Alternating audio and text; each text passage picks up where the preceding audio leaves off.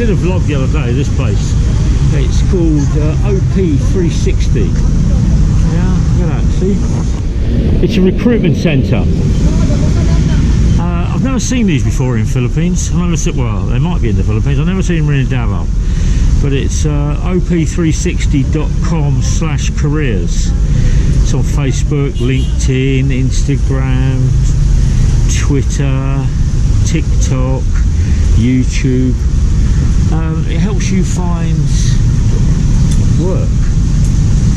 You draft up your CV, you get your curriculum vitae, your qualifications, all your paperwork, all your exams, and then you go inside and you have a little chat with one of their advisors, and then they turn around and let you know what jobs they've got or what they can do for you. Or they go out and try and find you a place to work. They go out there and find something for you. Yeah?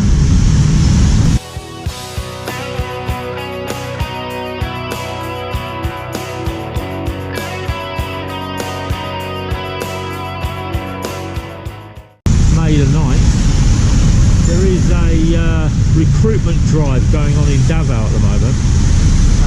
Supposedly, and I mean supposedly, there's 2,200 jobs in Davao going to come through the work area and the government offices and the hospitals and all the different avenues that jobs come from. But there is a trade fair at SM about recruitment jobs and what people are looking for. And the big thing here is that IT is at the number top. Whether that's online, I don't know. I'd assume it will be working for a company. Hospitals and nurses right up the top. Massive, massive info. Buko juice, buko juice. So that's number 2. Number 3 is in education.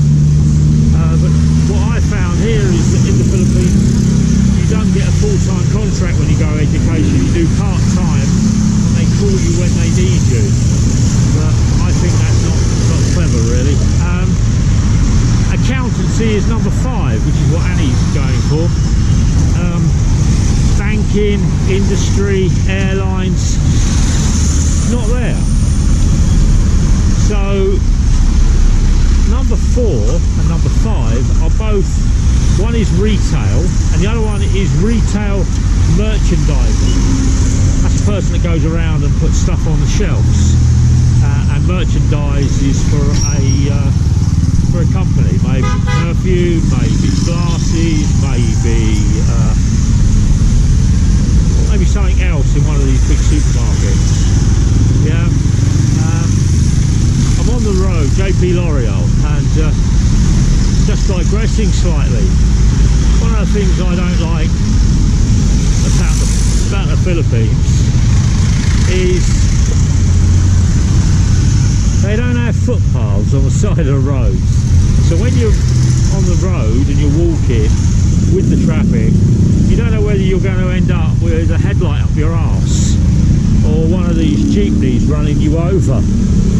But it does become a little bit of a pain. Anyway, recruitment. So jobs are here in the Philippines. The vlog yesterday of a company called 360 up at my road. Today I'm down here in downtown Davao, and if you're looking for jobs here, you have to, when you're going out, you need to keep an eye on for now hiring signs. Yeah, and you'll see them in the window, and it will turn around and say now hiring drivers or cashiers or stock controllers or auditing staff. Yeah, or it will be tyre salesman or electrical salesman. Yeah, and that's why a lot of the people decide that they're going to open up these little pop-ups. Yeah, we're doing their buko juice and doing the fried chicken and the grilled hot dogs and stuff like that. But over here is Sutherland, and this goes up a noisy bike. It goes up towards the central bank, goes down to Bangkarahan, and this way is, as you see in the background, is Claveria, and goes to downtown market. And I'm seeing quite a lot of signs now, and it's just, you know, it's typical. When I want to see a sign, I can't actually see it. It's white sign with now hiring, and you can turn around and apply within. But you definitely need to turn around and get your paperwork, like your CV up to date. You need to get a couple of copies of it. You need to get a transcript of records, which is known as a TOR, which turns around and gives you verification on your education, that you have attended a school, you have basic maths, you have basic English or basic Filipino, and you can do this stuff. A lot of these little stores, a lot of these places you can see in front of me, they're all set up by Koreans or Chinese, and they do all of their little behind the scenes stuff, and the Filipinos go and work for them. It's not a lot of money, as I said the other day. It's only 300 peso a day, 350 peso a day. That can be an 8-hour or 10-hour day. That could be 6 days a week. So work here is available, doesn't carry a lot of money, very, very little pension from the companies you're working for. You have to pay your own pension, which is around about 1,800 peso a month to get your SSS pension. And what you do is you go in and you set up your pension account, and then you make your payment, and that's up on JP L'Oreal, opposite, next to SPMC Hospital. You can go and get that sorted out. You've got Gmail there, Chinatown going right. Got a nice sign coming up here. The area on the right hand side is the disability hospital here in Davao. So it's good to see. Where do all the old people go to work in the Philippines? Do they taxi drive? Do they pedicab?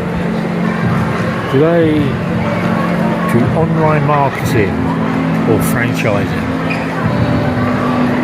Let's look at that today, shall we? I'm here at SM. I've just been downtown to pick up my visa, and here in the mall it's all young, under 30. Too hot. I was in the mall, and I was having some ice cream and a coffee like I normally do, and I was talking to a young guy there, and he was talking about jobs, and we were just chewing the normal chit-chat, chismes of life.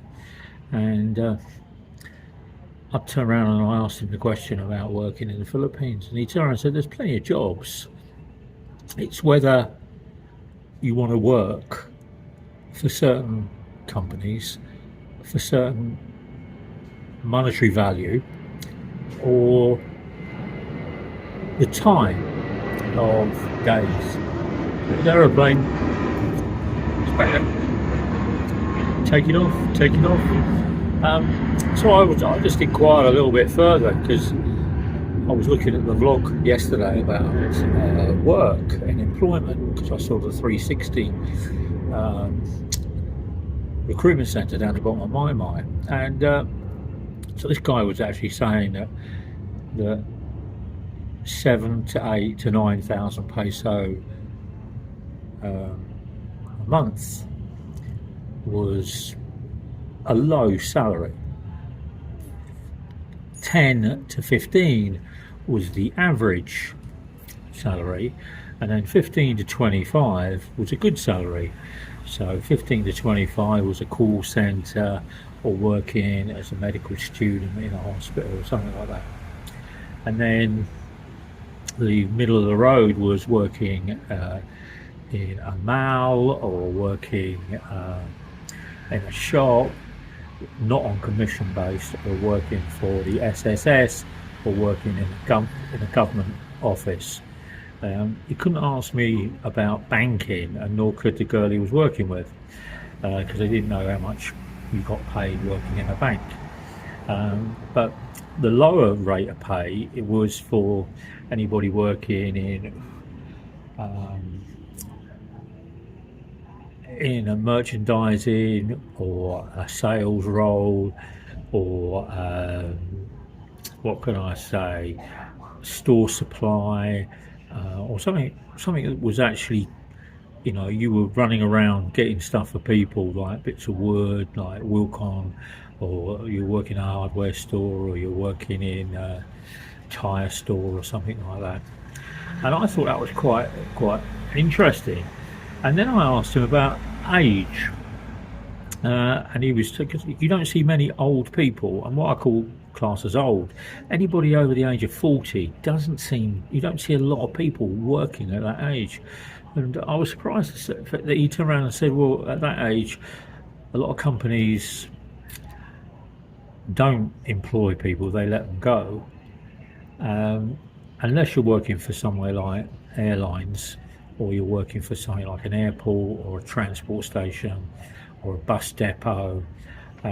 That's when you turn around and you find people working at that age, because at that age you've either got a family, or you're putting lots of makeup on to make yourself look younger and continue working in a mall, and you become a little bit creative on your date of birth, on your resume. But he did turn around and say that by then, between the age of 30 to 40, 45 to 50, people become taxi drivers. And if they can't do taxi driving, they start doing franchises, and they start running their own franchise businesses, or they turn around and start selling stuff online, so in Marketplace or Facebook or eBay. They start selling little bits and knickknacks that they turn around and pull together, but they don't go out every day to work. They're doing that from home. So there's quite a different divide, as I see it, of who works, when they work, or how they work. There's definitely a culture shock for me about people in their 40s, 45s, 50s not being able to get continuous employment unless they drive a taxi. So to drive a taxi, you need to pay 1,000 peso a day to rent the taxi, and then you've got to put your fuel in, which could be another 1,000. So when you get to that age, you've got to be earning 3,000 peso a day just to turn around and get 1,000 peso income. Mad, eh? I just find that absolutely crazy. And franchising, well, the franchising bit is about the potato snacks, the shomai, the chooks to go, the chicken houses, all those knick-knack snacky things that you see in supermarkets or in malls, that are all just like a little pop-up counter, and the person that owns the franchise will then get somebody to work for them who's younger, who's taking only a small amount of money. So today it was a bit of an eye-opener for me that, yeah, you can find jobs in Davao. You just need to go out there and start looking for "we're hiring," or go to Facebook "we're hiring" and find, and go along. But you will be in this queue of a lot of people queuing up to turn around and apply for that job. But salary wise, it's like 3 tiers, unless you're fully qualified and you've got a degree, and then you can turn around and get 30,000, 40,000, 50,000 a month. And then if you become a senior member of management, then you can get 60, 70, 80 to 100,000 pesos a month.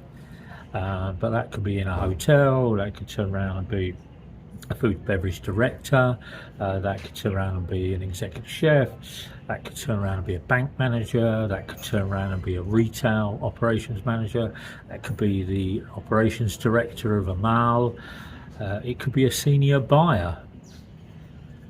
But you need to be qualified to do that.